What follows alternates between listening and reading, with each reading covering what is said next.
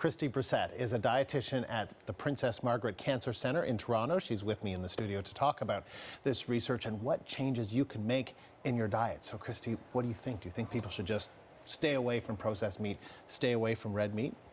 Well, based on the research that we have, dietitians have been saying for quite some time that we should minimize the amount of processed meat. And with red meat, it's all about the amounts as well.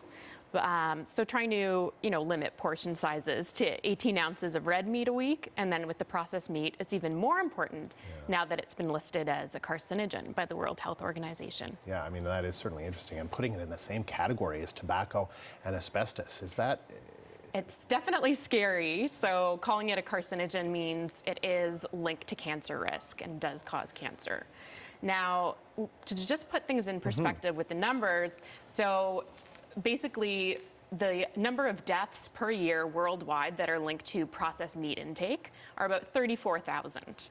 And compared to smoking, smoking is about 1 million deaths per year. Okay. So while it is in the same category, it's not as bad for you as smoking.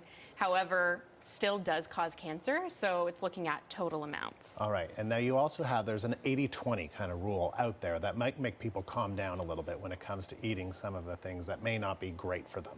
Exactly. So it's all about your overall diet. So you want to make sure that you're choosing 80% foods that are healthier for you. So things like more plant-based foods, going for fresh vegetables, fruits, whole grains, beans and legumes, nuts and seeds. And then 20% of the time, you can have some of the treats or the foods that may not be as healthy for us, like a couple strips of bacon, maybe go out for brunch on the weekend, and that's completely fine. It's really the overall diet that impacts our health. So you talk about those 34,000 people, that's still a number. It's still significant. Who would be the most at risk in terms of consuming processed meats?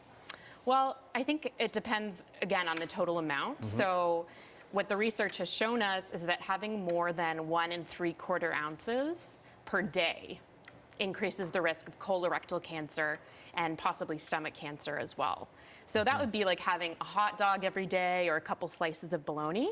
So you might think, having a couple strips of bacon on the weekend, not going to have as much of an impact, but some people might unknowingly be packing some salami or bologna in their kids' lunch or taking it to work in a sandwich. So that's where I would suggest, trying to make your own chicken breasts, trying to move away from the processed deli meats, and even towards more vegetarian options when you can. Okay, so those vegetarian options, but some parents certainly struggle with kids' lunches these days because there's no peanut butter in a lot of the schools because of allergies. Now you're saying no processed meats.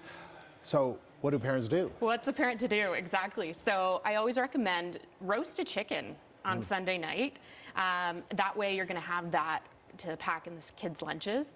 Or you can also make egg salad, tuna salad. Fish is a really great healthy protein. Mix that with some Greek yogurt, and that's going to be a healthy option for kids to take. Hummus is another great protein, so you can incorporate some chickpeas. And those are a potential cancer-fighting food because of the protein content. Or I'm sorry, the fiber content. Right. Great talking to you. Thank you very much, Christy. Thanks so much, Andrew. Christy Brissette is a dietitian at the Princess Margaret Cancer Centre in Toronto.